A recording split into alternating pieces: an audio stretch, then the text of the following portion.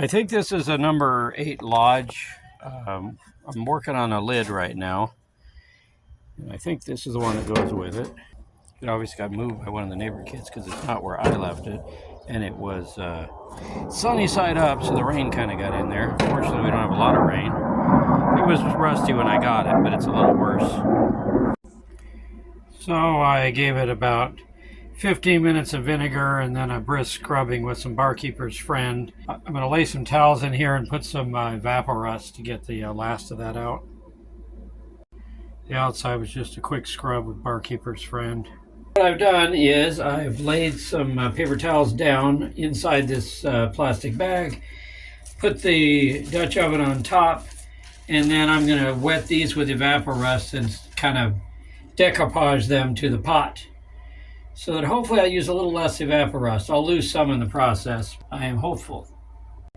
The inside of the bag, which is the outside of the pot, is now coating the outside, and the inside's full of evapo-rust, and we'll see how well this works. I am hopeful.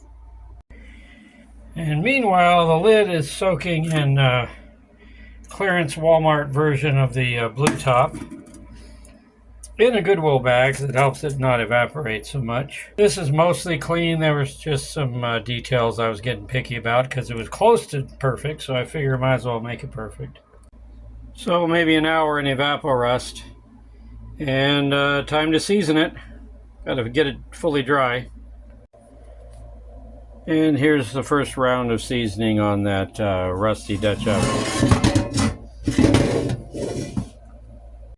And here I've oiled it up for the second round of seasoning, and I've wiped the excess with paper towels. That's never enough. You have to actually use cotton, because it's the only thing absorbent enough to get the excess actually off. The rule of thumb is pretend you didn't mean to put any oil on it and try to scrub it all off with a dry cotton towel. And here's the inside again of that Dutch oven.